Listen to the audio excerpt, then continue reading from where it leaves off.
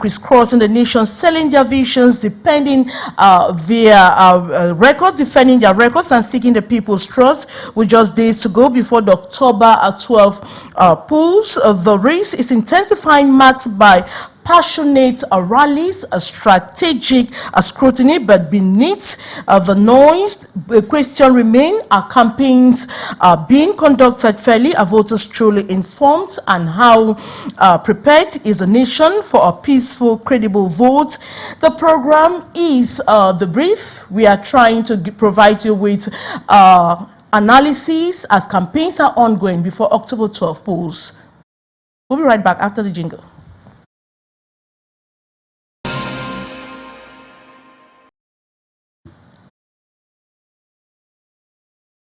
And it's time for us to know our guests, because we are trying to provide you updates in terms of campaigns already 1 week on. Now, the rest of the week, what is going to be happening, what happened today in terms of our campaign news, where have the candidates been? Have they been in Bamenda, in Bolowa, in Douala? We're going to find out more about that. But before then, it's good for us to know our guests. And I'll begin with someone who is by my left. Is called Barrister Emmanuel Eben. He is a legal man, he is an environmentalist, and he's doing just a lot, but I think we should know more about him. Barrister, how are you doing today? Fine, Madam Maureen. Now, the past 1 month, what has been your activity? What has been your focus? My focus is that my ear has been on the ground to actually be well informed as to the election fever, and then look at my country along the lines of the age of sustainability. As I tell you, I'm an environmentalist. So what worries me is that how whoever is on the campaign trail, what is he going to give us in 30 years, 50 years? And we equally want to find out what is going to be telling. What is their manifesto telling us about when we talk about climate change? Since you're an environmental expert, do they have particular messages that target that area? That's why I'm saying that my ear is on the ground. Okay. As an environmentalist, to find out whether there is any environmental agenda from any of the candidates. Right. Because the truth about the matter is that you cannot make any government decision or any corporate decision without injecting environmental considerations. Okay. Every other part of the world, they are talking about climate change adaptation. And that is what is going to, so must preoccupy us, otherwise we're going to go down the drain. All right, but obviously you should know already if they have been seeing that or not, because already 1 week gone into the campaigns. And I would like us to know our second guest is called Awa Mika Pa. He is a journalist. He has been following very closely campaigns, what's happening across Cameroon, the different candidates. He has been trailing them. He's equally owner of a media of a radio station, let me put it that way, in Cameroon's economic hub, Douala. But I would like him to tell us more about himself. Hello. Hi, Maureen. Good evening, ladies and gentlemen, and hi to Barrister Emmanuel. Thank you. It's a pleasure to meet you on the platform again. Thank you very much. I think we met somewhere else, not on the platform. All right. Well, it's so nice to be here tonight. I must not be indifferent to the political atmosphere in Cameroon. We are seeing how candidates are putting up a lot of work, and they're in the fields trying to convince voters to give them the vote come October 12th. And my activity as a journalist first has been to, I've been asking a lot of questions. We're trained to ask questions. And I want to ask you the first question. Now, have journalists been doing their role in effectively covering campaigns this 1 week, the past 1 week? Have there been a fair coverage of this campaign? Yes, I think by the different candidates. Yes, journalists in Cameroon have been doing an amazing work. But I will tell you something. We have a challenge: access to information. Most of the candidates that we've tried to reach out onto are unable to give us their campaign itinerary. You don't know which candidate is going to where at what time. You only get most of this information at the nick of time, and there is absolutely nothing you can do about that. You need to displace a journalist to cover that event. You need to perhaps go cover the event yourself. putting yourself together to travel long distances with most of these candidates is not as easy as many think. So I think there is that difficulty we are facing as journalists in covering the campaigns. We're looking forward to a more effective voting day come October 12th, and I hope that candidates will make some changes in the days ahead to make information more accessible to journalists, because as it stands, you just cannot tell exactly what candidate is doing at what time, where. Today we see news of other candidates crisscrossing towns, but you get this information sometimes at the nick of. And the journalists do the assignment well? Did they do their background checks before? At least you knew the elections were coming up, so you're supposed to already know. I mean, do some research. I mean, get to their communication offices. That's right. PROs to get, and they have the social media platforms. The lack of response when these communication officers are contacted is what worries me. Okay. It would appear that they are not properly trained to handle information when it comes to relating with media, or somewhat it's some sort of a display of ignorance on their part, or not knowing what exactly the job requires of them. You are requesting information about a certain candidate, and your request is met with some level of snub. Nobody responds to that. You follow up with a call and someone tells you, okay, I'm going to get back to you. You wait until, as though the second coming of Jesus is being waited upon, nobody gets to you. And you're asking yourself, how else are journalists therefore going to do their jobs? You know, they are expected to go in there and get the information and treat it and then go out there and inform the masses. Access to information is a problem. And this is the information age. Absolutely. This is the information age. Absolutely. So, and we are all supposed to be on the information superhighway. Journalists are the ones informing the masses. And it means we don't invent this information. We get it from somewhere. And this the National Communication Council says journalists are not given fair treatment, or media houses are not given fair treatment when it comes to coverage of the different Absolutely. candidates. I'm just collaborating with that. I agree with the National Communication Council, because our efforts in the past few weeks or so have been met with some level of some media houses. Attention. Some media houses. I don't know if this applies to other media houses. I don't also know if these presidential candidates have a preference to what media house is allowed to cover their events, which I think is biased. Because as a Cameroonian media, you are open to cover national events, report on them objectively, with transparency and honesty, and not be biased.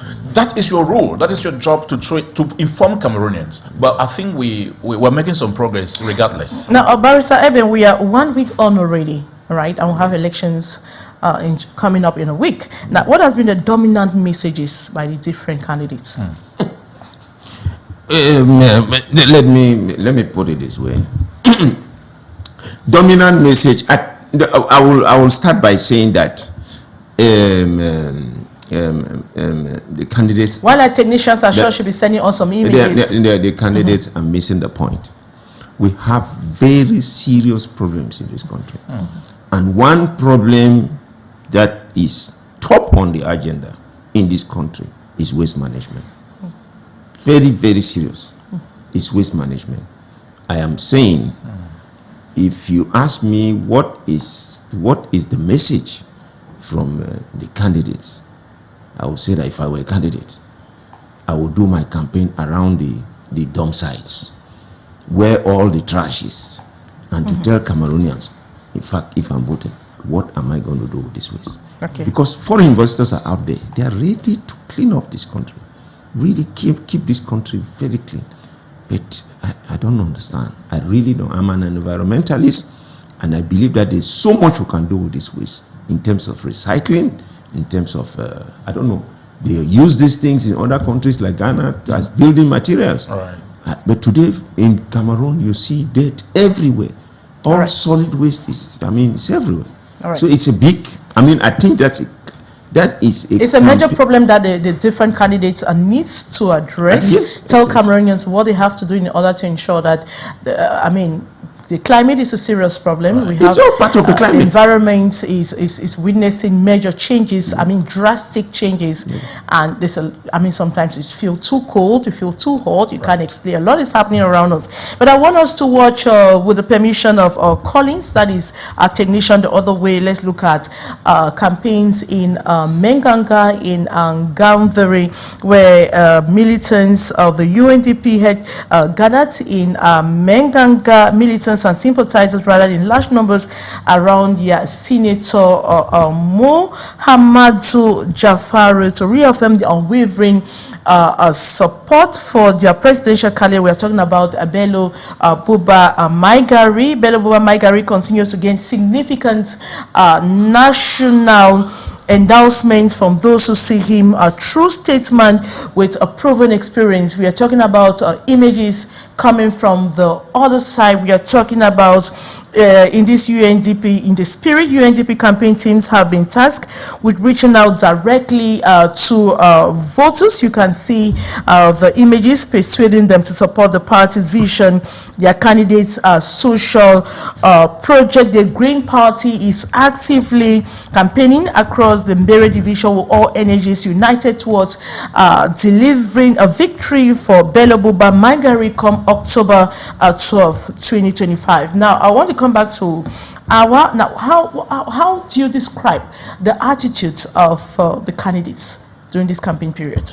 What attitude are they manifesting? Well, thank you very much. I would think that the scramble to be president is real, but the understanding of what exactly Cameroonians need is lacking. It would appear that everybody just has got the opportunity to want to be president. But when you look at what they put on the table so far as solving the problems of Cameroonians is concerned, it is not what would convince a rational voter, a Cameroonian who understands where the country is and where it should be. We have been expecting them to have real conversations on the economy. How you're going to revive the private sector, which contributes massively into the economy, what you're going to do about business, what you're going to do about taxes. We're seeing other political setup around the world focusing on this, because the economy is something that is very key. When you neglect that, you miss the whole point. Whatever it is, every country is as strong as its economy. We don't yet have conversations around the economy yet. We are hearing a lot of promises, and some will try to touch the economy, but not real conversation. You're not telling Cameroonians how you're going to revive the economy, and we know that it's as bad as it is. All right. Is this the same views you share? Yes, I do. I am saying that the nightmare is not far away from my entrance in Bonaberi. That you will want to go to Limbe today and you take 9 hours. 9 hours. The other day I was going for a funeral in Bamenda, and I boarded the bus in the morning at 10. That was guarantee VIP, and I got to Bamenda at 5 p.m. or 6 p.m. But now we are talking about then the nature of the roads. I'm talking about the attitudes. I'm talking about the attitudes of the campaign of the different candidates during this campaign period. We're not talking about roads here. No. Because they're campaigning already now. Yes, when you look I at know. them, what are they telling the masses? Yes, it gets. Vote me, I will fix Cameroon. Vote me, I will make Cameroon the best country in the world. What is that? What is that? I think we've gone past that level. Yeah, it gets real solutions. Yes, real solutions are more intelligent. That's the attitude. Smart enough. We don't have it. We don't have the real solutions. Don't tell me vote for me. No. I will make Cameroon. How are you going to do it? So what do you want them to say? We want them to discuss real life situations, difficulties Come of down to Cameroonians, beginning with the economy. Before we even touch the infrastructure, it is only a reflection of how bad the economy is. Let's have real conversations. The economy is where it is today. The man down there on the street, the layman down there on the street, how is he surviving? The mommy selling gari, vegetables in the market. They buy and sell them. What do they go through on a daily basis to be able to feed their families? Are they able to send their children to school? Can they pay the school fees? Can they buy the textbooks? Can they pay their rent? Can they knew that we do not have electricity? Can they even afford the one that is available for us? These are real conversations that we should be having with this candidate. They should be telling us. We should come down to the market. I wonder exactly what, when they go to the market to campaign, they tell the people, vote me and I will make Cameroon, I will solve your problem. Do you know what my problem is? Do you know what I ate this morning before coming to TV? Do you know where I slept last night? If at all I have a roof over my head or at all. Reduce the gap between rich and poor. All right. So meaning that, I mean, you're trying to tell me that candidates are yet to touch the real problems that are affecting the masses on the ground. Yes, in terms of the area, they have not come down to it. They have not come down to it. They have not come to the catchy. The current voter in Cameroon is smart, intelligent, and is able to ask questions. The time when people just rally for maybe rice and some bread and some food, and it's long gone. The world is a big village. The common voter, the voter, not the common, very decisive human being in the history of the country. They've been receiving these things every election time, and they've discovered that for a very long time nothing has changed. Their problem has not been solved. They are looking for that human being in the name of a presidential candidate who is human enough, who has a human face, who has a human face, who is able to relate with their day-to-day suffering. Their dilemma, change their life by solving those basic problems. Cameroonians can't eat well. How many Cameroonians are able to afford 3 square meals a day? All right, let's take the images of the presidential candidate of MCNC. We are talking about Jacques Boga, who was in Bafang this Saturday, a stronghold of his party, a campaign ahead of the October 12th presidential election. The Bafang ceremonial ground served as the venue where he addressed the local population. Show we're going to be having the images, and during his speech he presented his campaign program emphasizing several priority sectors, including road construction, which he strongly criticized, citing delays he experienced due to poor road conditions on his way to Bafang. He equally talked about access to equitable and just healthcare, talk about legal reforms. He equally talked about reducing the cost of governance. We are talking about images of Jacques Boga in Bafang today, where he met with the population in that part of the country. Jacques Boga also called on the population not to sell their votes on election day, to make choices based on conscience and the future of the country. At least if you listen to some of the messages that Jean Boka, one of the presidential candidates of CNC, preached to the population of Bafang today. Now, what's your reaction to that? Like I said at the beginning, I want a candidate who is going to give us an El Dorado in 20 But years. he has talked about roads. He has talked about access to equitable and just healthcare. He has talked about legal reforms. He has talked about reducing the cost of governance. I mean, what more do you want to hear? Like I said, I came on this platform like an environmentalist. Okay. And in other countries, I take the example of Nairobi, for example. You can't do anything without factoring the environment. You cannot. So as an environmentalist, you can name all those things, but if you don't put the environment at the top, like take the roads, for example, you talk about doing roads, but you know that we come repairing roads in the rainy season. Right. Whereas we don't have a road maintenance a policy or program in this country. We don't have. And then you just disrupt economic development, which you mentioned there, Mr. Mba.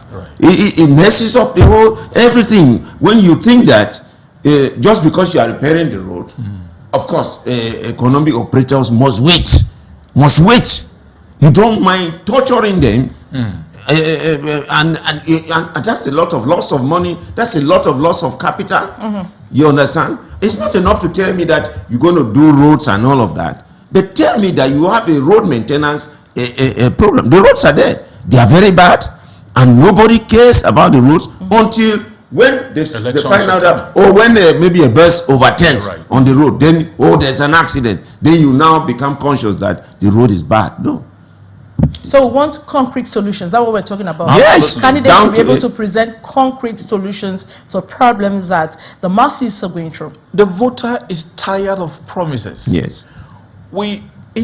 Unfortunately, we actually find ourselves in a place where you might actually be telling us the truth. As a voter, I'm putting myself in the place of a voter. But it will be so difficult to believe you because we've been fooled for so long. And our dilemma only continues. So we're looking forward to seeing a candidate that touches the masses where it hurts. And when we're talking about touching the masses where it hurts, we are talking about how many of them understand what an average Cameroonian goes through on a daily basis. The difficulties they have to go through to be able to put up their families. Just like, this is aside. I was discussing with a friend last week. It was about marriage. And our conversation was about how young men don't want to get married. Why are they not interested in marriage? And we look at the economy factor, which is kidding and very relevant. What are you going to raise a family with? You've struggled as a hardworking person. Maybe you put up a small business somewhere, it's not going. You have a job somewhere, maybe what you're paid is not good enough to even sustain you. And you want to go carry somebody's daughter, and before you know it, after 9 months, a small little baby comes crying in the house and doesn't understand anything. The economy doesn't understand management, diapers, the prices of stuff are up, shooting the sky. So if we can have candidates who are able to relate with the day-to-day realities of Cameroonians, the quality of life. What about the health sector? People are dying of diseases that can be treated, that can be cured, that can be prevented. What about the nurses and the doctors employed in this sector? How motivated are they? These are things that our lives are tied to on a daily basis. Food, transportation, healthcare. These are systems or sectors that are entirely broken down. Nobody cares. When I listen to these candidates, nobody is touching the core of these issues. Nobody is telling us how you're going to revive the health sector. Don't tell me you're going to revive the health sector. Tell me how you're going to do that. Tell me how you're going to take good care of the nurses and the medical doctors in school. Tell me how you're going to take good care of the farmer who feeds the nation. Who cultivates crops in the bush, and there is no farm to market road. The crops get bad in the bush, and there is absolutely nobody who cares about that. Tell me about that. Also talk to me about the small business operator who is harassed on a daily basis by all kinds of taxes. You are even tired. Sometimes they just come and you just have to smile and ask, which one are you now? And then you sort it out because they threaten to seal your place, your business, and you will go hungry if they do that. So you are obliged to go back against the wall. Absolutely. All the time. So at the end of the day, there is the voter right now. The voter, the person that this candidate needs their vote, is that human being, and there are millions of them, Cameroonians, who is caught between the deep sea and the devil. So please, can they provide concrete solutions? Can they talk about things that affect the lives of Cameroonians? Hunger is in the line. Let's talk hunger. Let's talk about hunger. Now, what do you want them to do concretely that could help solve the problem? Invest in agriculture. By doing what concretely? I want concrete solutions.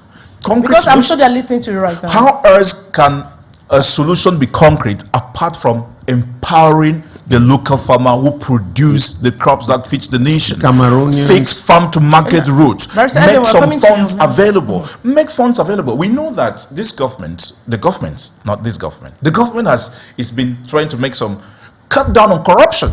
Sometimes this money is allocated for farmers, but they don't get this money because before it is even disburses, it gets into private pockets. So fight corruption. Tell us how you're going to prevent money that is allocated for these farmers from getting into private pockets.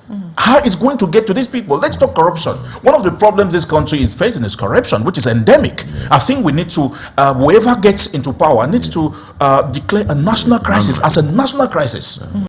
Tell us how you're going to fight, like China is fighting corruption. You are found guilty in China for corruption, Yes. you are sentenced to death.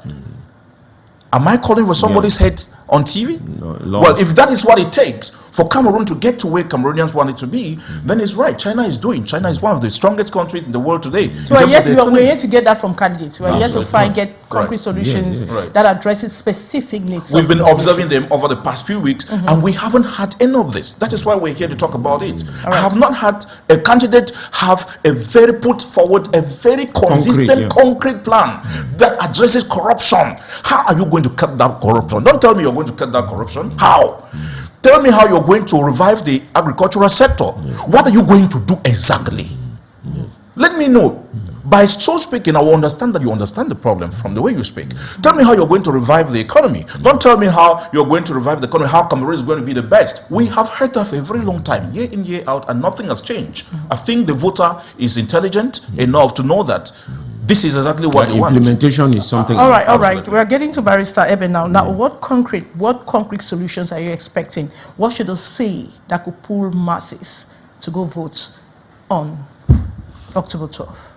It's been 1 week on already. Yes, I know. Is that really convincing? Their attitude, messages, is that did they convince the masses? I'm saying you don't campaign by living in an ivory tower. You don't campaign by. You have to calm down. And the Cameroonians are wounded. We are wounded. Now take I work for the SNI.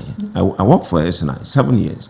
There's the primary sector, there's the secondary sector, and there's the tertiary sector. We have a primary sector in this country.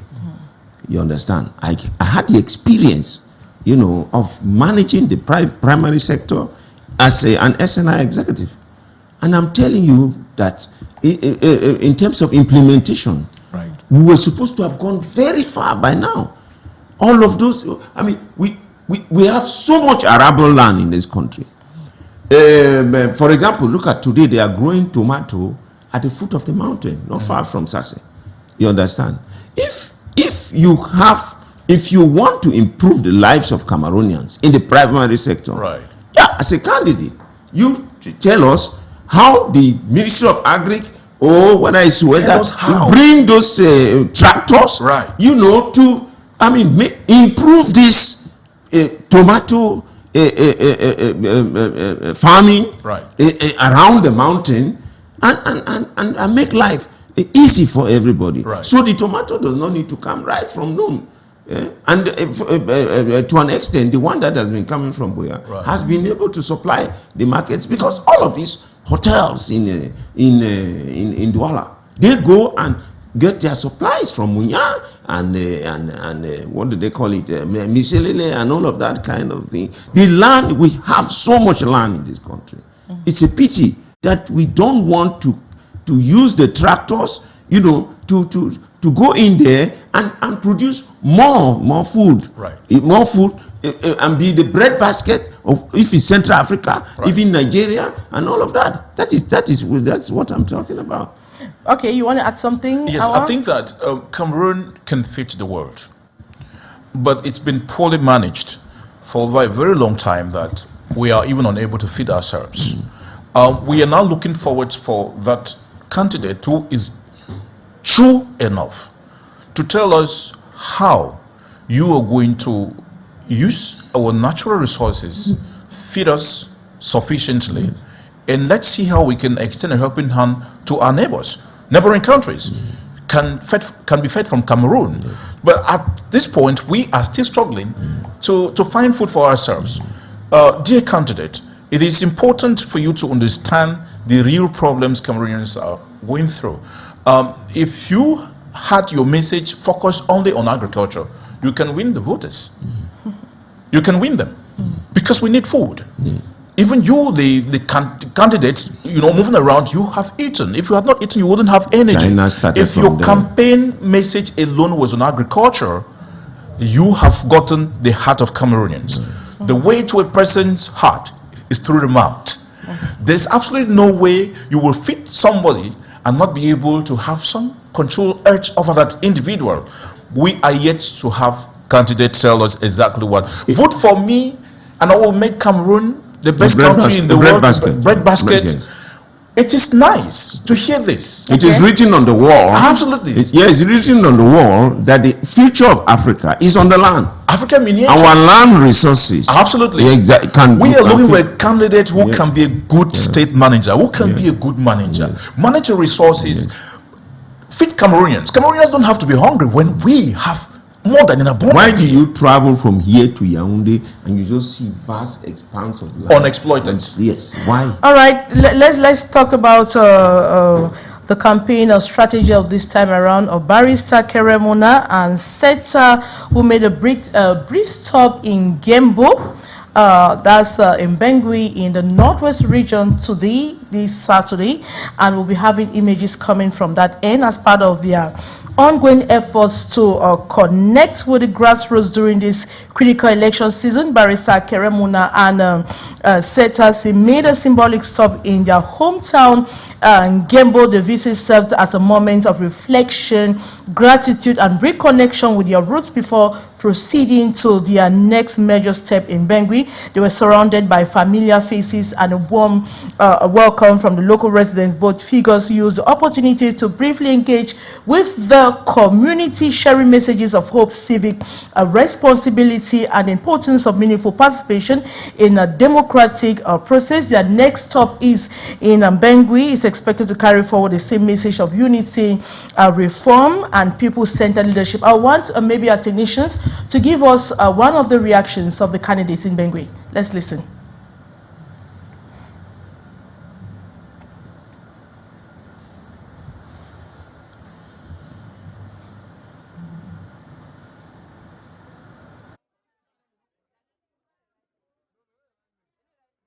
Can have the sound of an excerpt reaction of one of the Keremuna and Seta were in Bangui today. They're in their hometown trying to canvass votes, trying to explain to the masses why they should vote their candidate. Just to tell you that they are in a coalition with Bello Buba Maigari. Now, when you look at images of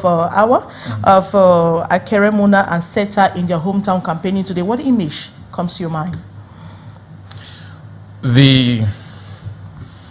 What we want to say first is that it's the right thing to do. You have to go home.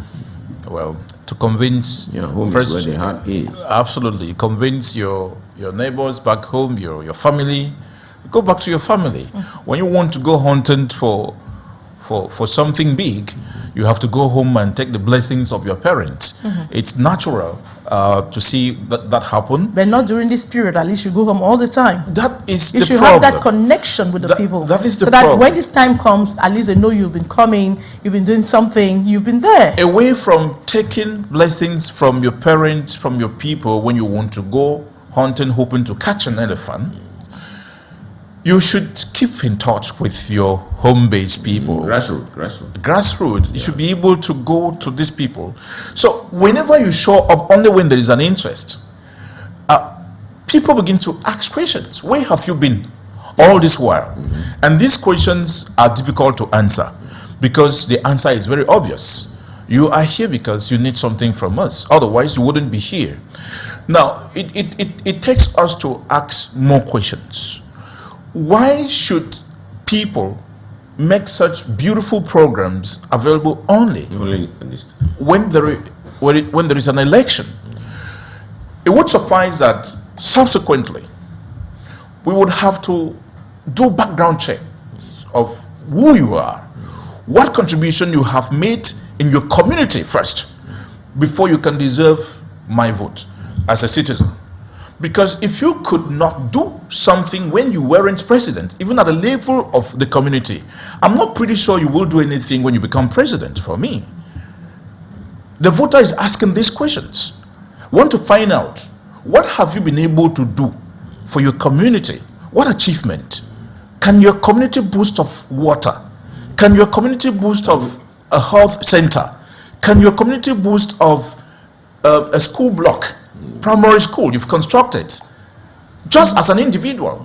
Because we start judging you based on these things that you do at the level of your community. We are not talking about you coming to Douala to build one big school here that benefits thousands of people. We're talking about your own very neighborhood where you come from, in your village. What have you done? Do they have water? Can you hire a bulldozer to grade the road? If at all is a bulldozer, can you get some machine, heavy duty machine, to grade the road, to open the road to your neighborhood, farm to market road? What about the poor women in that community who cultivate crops? Some of them visiting these villages will come back with bags of corn, potatoes, cocoyams. How these farmers got this back home, they don't bother to ask that question. How did you transport these crops from your farm to the house? None of them has been able to ask that question. So the ambition to become president is suspicious. It becomes something you would want to think that is based on personal interest. And the voter is asking questions. What have you done? What have you done? Have you provided water? Have you, I mean, there are people, don't tell me you are going to fix the educational system when there are children in your village who can't go to school because they cannot afford the school fees. How many children have you been able to volunteer to say, okay, let me support you with a textbook? We want candidates who are humane enough to understand that day-to-day life issues of Cameroonians are real, and that Cameroonians need people who can lead them with a heart. Don't tell us the grammar is too much, and we've heard it for so long. All right. Now we equally take images of Serge Espoir Matomba with the assistance of our technicians. Serge Espoir Matomba is the candidate of the People's Party for the 2025 October 12 presidential election. He was in the East region today as part of the presidential campaign tour. He addressed citizens, listened to their concerns, and presented key elements of his policy platform. His presence in the region signals efforts to strengthen support across the country. I don't know if you can get an interview or excerpt of Serge Espoir Matomba in the East region with the permission of our technicians. Il est 20h passé d'un quart lorsque Serge Espoir Matomba fait son entrée ce vendredi au stade départemental annexe de Berthois, accueilli par une foule en liesse. Comme prévu, le candidat du PUR... All right, we are talking about Serge Espoir Matomba that was in the East region. As you can see the images. Barrister Eben, when you look at images of Serge Espoir Matomba, is candidate of the People's Party, candidate of the October 12 presidential election. Now we're seeing him going right to the roots, meeting grassroots people. What message comes to your mind? Does that connection make people to understand his vision as a candidate? Well, you can see from the eyes of his, I want to say his supporters, that there is some excitement. There is some excitement, but that has to be transformed into reality. Most of those people, you take out of 10 of them, maybe 8 are unemployed. If they are youth and of voting age, 8 are unemployed. Do you have an answer? Do you have a project that will cause them to gain employment? Most of those candidates most of those supporters who are dancing there, the mommy and the papa, they have children who are looking, who have maybe finished university or who are looking for employment, any kind of employment. You are a candidate. What are you promising them concretely in the next 6 months or 1 year? I don't think that is I've not heard the content of his speech, but like I said, we have so much arable land here. These youths, at some point I even said, even prisoners, like they do in West Cameroon in those days, you take the prisoners out to go and work in farms. Yes. But it's not done. the mechanized agriculture that we need in order to, make use of these land resources. We are not doing it. And as a presidential candidate, it's important to come down to there and really convince the masses whether you are able to harness these land resources. You know, as I keep saying, and I'm an environmentalist, and this is one resource that we take for granted, just like human resource. We take it for granted. It is important that from now onwards we take it so seriously so that we can change our lives in this country. But fortunately, we have a lot of mobilization. We have a lot of crowds around some of these candidates. Does it mean that the vision, what you're presenting, is attracting more and more people? We are talking about their manifesto. You're talking about what they're preaching to people. But if you look at the crowds that are following some of these candidates, I don't want to talk about the excitement. We know that elections... So you describe that as excitement? It is. Elections come with excitement. People, when they are offered something new, they're excited. Be the message, whatever it is. Any new thing comes with excitement to people, comes with curiosity.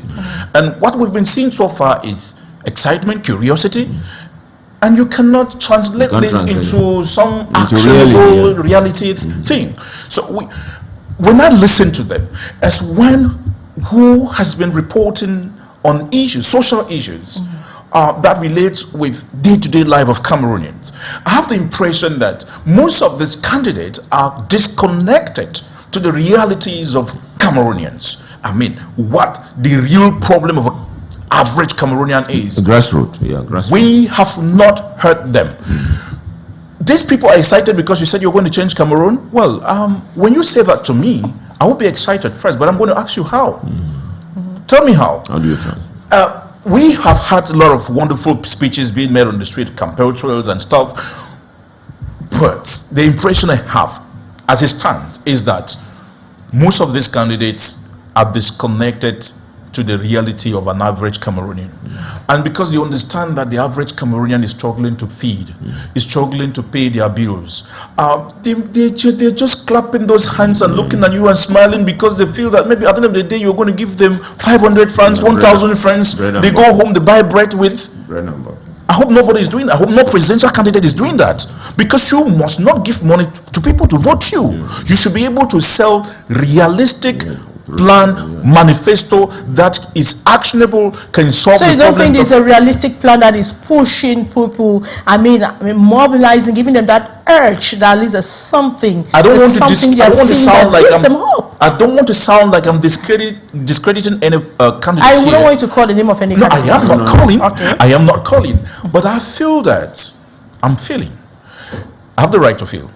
I feel that it is hunger and desperation. Cameroonians have actually gotten to a point where, if you ask me, where they need something new. If you ask me, from talking to people on the streets, they need something new. So whatever comes up now gets them excited. Like I said, a new thing has come, get you excited, and then secondly, what do you have to give me? Maybe there is a 1,000 francs you give them at the end of your speech, and they will buy bread. Maybe you have a bag of rice to give them, and they go home. And this is the kind of campaigns we continue to see in Cameroon today, in 2025. When you are given food to a voter to vote for you, you have failed as a politician. You have nothing to give to these people apart from food. What about solutions proposed to solving those problems that makes them hungry? You prefer to give them food? Instead of teaching them how to fish, you're giving them fish. Then you are not qualified to lead Cameroonians. I'm sorry, you are not qualified to lead Cameroonians. If at this point your only concern is to give Cameroonians food to eat so that they can vote for you, you are not teaching Cameroonians how to survive with the economy that is plaguing. It's overburdening. If you're not doing this, you have failed. And unfortunately for you, the bad news is that that voter you are talking to and giving that food to knows exactly what they want. All right. It means, Barrister Eben, means the crowd is not turning. Is the crowd not giving us a strong signal? You think people are just behind a crowd because they need something in their stomach? Is because the candidate is sending out a strong message? They're attracted by the message. They are attracted by his vision. There is something they want to hear. Yes, but you know, human beings are very, very sensitive. We are the only species on the earth with reason. So you have to be very careful about that. So you come in as a candidate. He has his expectations. Every candidate has his expectations. Even the mommy was dancing in the east. Of course, at the end of the day, she's going to lie on her bed. Whatever happened at the ceremony, at the campaign ground, when she goes now to lie on her bed, that is when she will know whether what she was doing was right or wrong, and whether this dancing or this candidate is going to improve her life. So what you're trying to tell me is that the messages that is being pronounced by the different candidate is not what is attracting a huge crowd around them, because they want to hear more, they want to understand their vision, it's just like you're pulling a crowd. It's just like some ceremony. At the end of the day, what is the content? What's the content? What is the content? What how are do you you translate this into votes? Exactly. How do you translate that into job creation? Right. How do you translate that into economic development? As my brother said, yeah. How do you translate that? How do you translate that into mechanized agriculture? How do you do that? How do you translate that into improving the quality of life of these same people? This is the issue. This is the issue. We really have not had a candidate from the grassroots, someone who has really suffered, and we watch you suffer, now standing to run for president. We don't have such. So I have the impression that most of these people passing to be presidents for Cameroonians are those who have really not felt, those elites, those guys who have never been hungry, have never. So they have not felt the pain. They haven't. Of the they people. have not been chased out of the house because the they cannot pay rent. They don't understand the Their cost. children are in good schools. They have never been sent away for school fee. They have never slept in the dark because a new has 6 lights. Maybe because they can afford solar alternative. They have alternative way of living the life that the average person on the street is unable to afford. So that is why I say they are some sort of disconnected to the reality, from the reality of the common man who is clapping for them right now, who is shouting and calling president. They just are hungry. All right. At the end of the day, when you give them food, what is their reaction? They become more excited. So I think that more work has to be done, and whoever doesn't succeed this year, 2032 is coming. Right. This was a good experience for you to get to the grassroots, to understand exactly what Cameroonians actually need, what you can do to solve their problems, and not selling to them false hopes. What seems like what could be the solution to their problem, but it is not what it is. We need to get so realistic at this point. It's a very crucial election in the history of this country, and we are expecting every candidate to be more responsible enough in telling Cameroonians the truth too. All right. Now, Barrister Eben, we still have 1 more week to go, because we have elections coming up on October 12th, 2025. How should candidates adjust in their way of campaigning, their way of talking to the masses, going down to neighborhoods, we have hammered here over and over as to every candidate actually should be able to feel the pinch of I want to say the underprivileged Cameroonian. Right. Yes, the woman who is selling. By saying what? By doing what? How should they address them? How should they adjust it? Where should they go to? What should they touch? Concrete how should they feel them? They should change their language and and bring to the table concrete solutions. Concrete solutions. We have named them the problems here, and we want the solutions. We want the concrete solution. Problem solving, if you want to summarize. Problem solving. There's a lot of youth unemployment. You know, who has addressed youth unemployment? Not at all. A majority of these people clapping for who has addressed job creation? Who has a project to employ maybe 1,000, 2,000, 3,000 Cameroonians? How many of these candidates have even employed 2 people? We want to know. I know some of them may have, but this is the time for you to sell your manifesto by some of these examples that you see. I'm sure you've gone through the manifestos. Yes, we've seen. You've gone through the manifestos. We've seen a couple of them. You've read them thoroughly.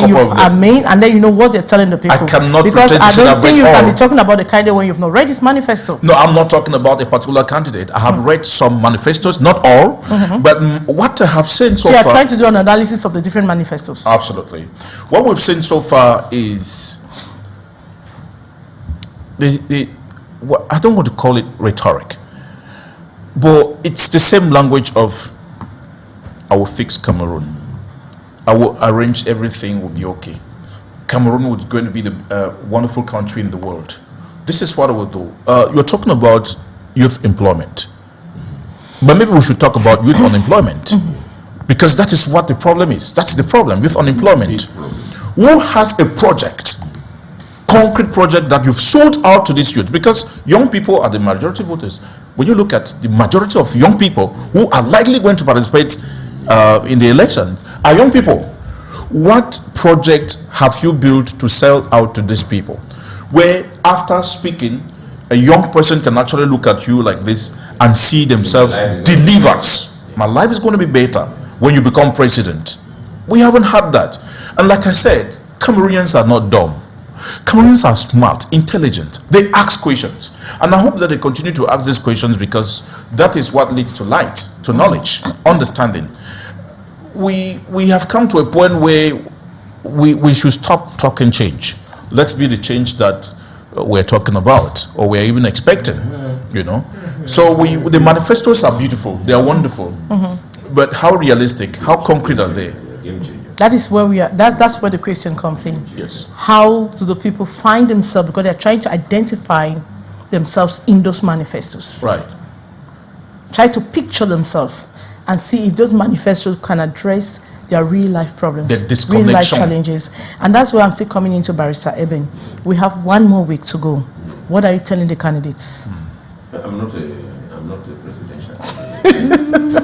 I mean, you're suggesting, you're giving ideas on how they could go about getting into the, grassroots mobilization, touching the people, talking about the problems, their pains, addressing their needs, the vision. Yeah, I keep emphasizing that I am on this platform as an environmentalist. And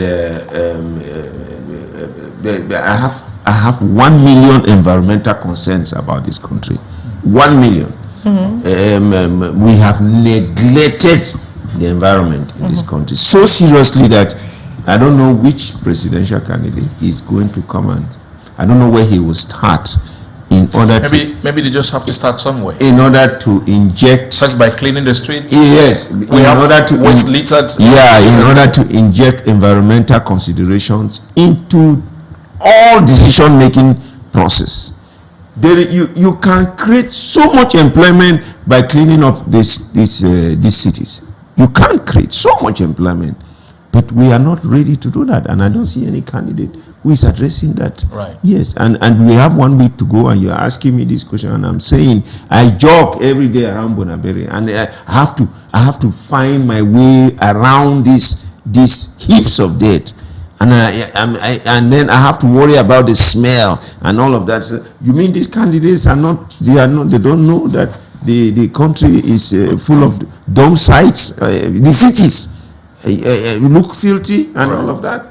To start with, we need a clean country. The Constitution says that clean and healthy environment. Our health depends on this debris, and we are not saying anything about it. We're not saying anything about it. No. All right. Now we are rounding up already. Awa, I want to come back to you.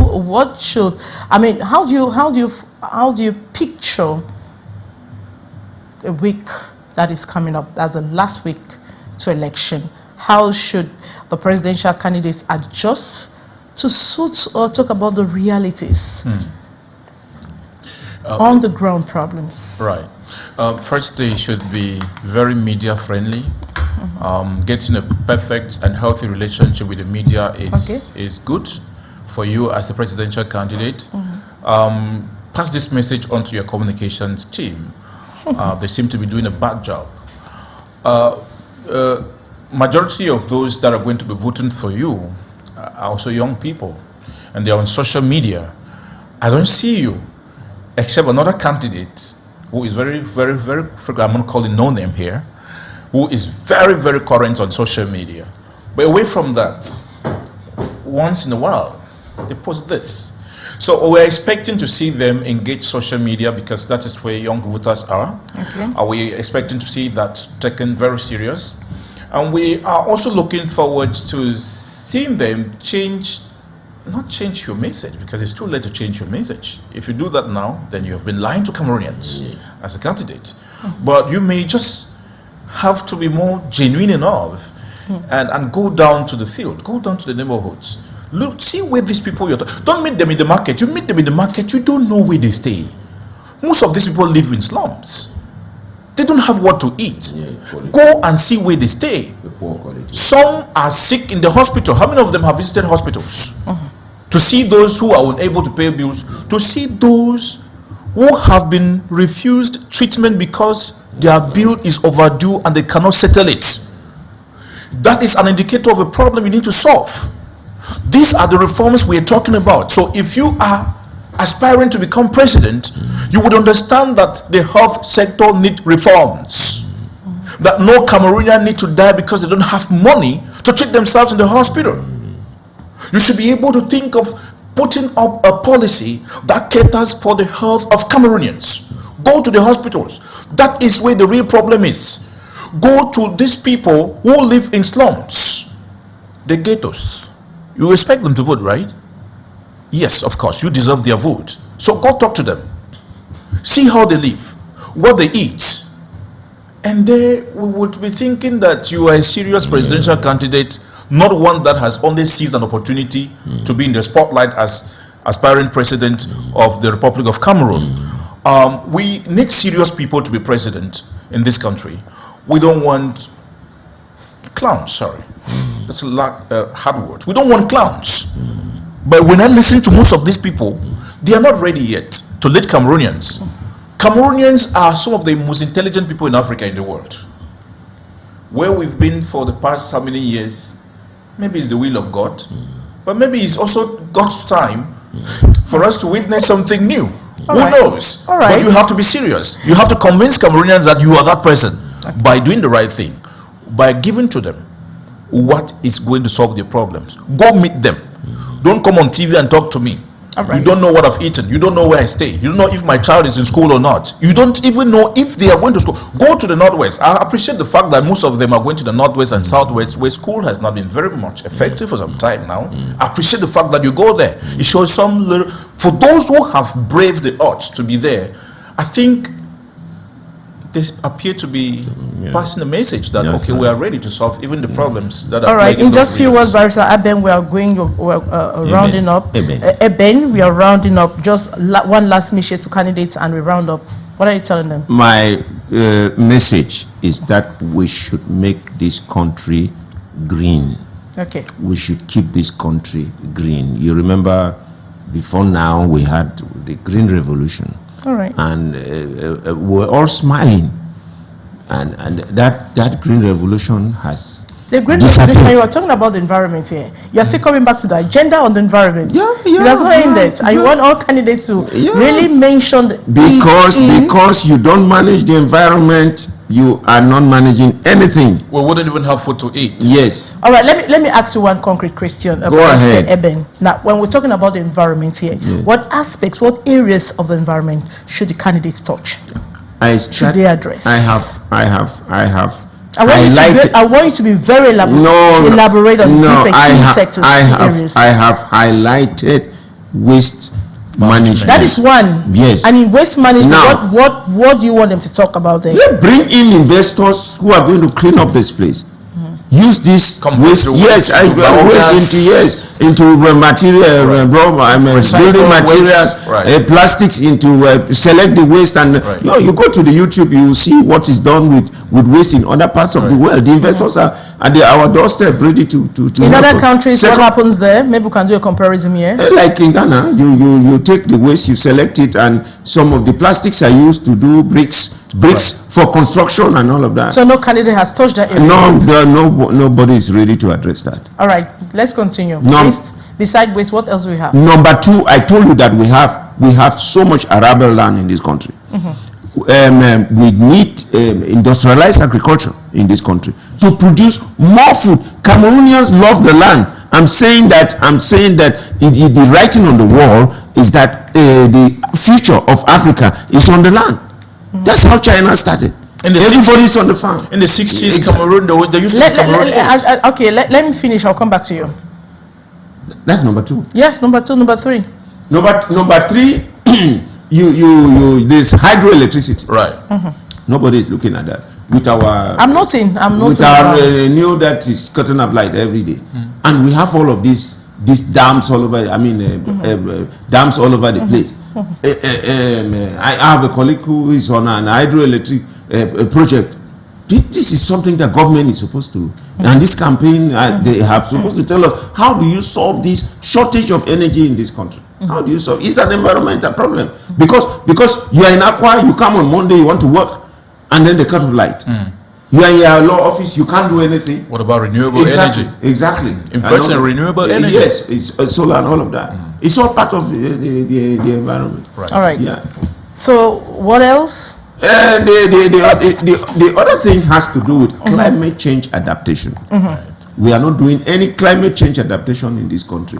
We have all for example, you are talking about people going to hospital. Right. Most of these illnesses that people have, it's not unconnected with the nature of our environment. Right. It's not unconnected with the nature of our environment. So if you manage the environment well, you have less people who are sick. Right. All right. We want to thank you both gentlemen for responding to our invitation. We want to thank you especially Barrister Eben for responding to our invitation. Just to remind our audience that you are a legal expert. You're equally an environmentalist. Thank you. We want to thank you so much, and we equally want to thank our Michael Parr. He is a journalist par excellence, let me put it that way. He is the owner of a radio station here in Douala, struggling day and night to ensure that the media landscape, there is an amelioration in the media landscape. Now, we're talking about, we're debriefing the day's campaign activities, taking stock of key moments, candidates, movements, crowd reactions, and campaign messages across different regions, from speeches to rallies to door-to-door engagements and social media highlights. Today offer the clear picture of how each candidate is pushing the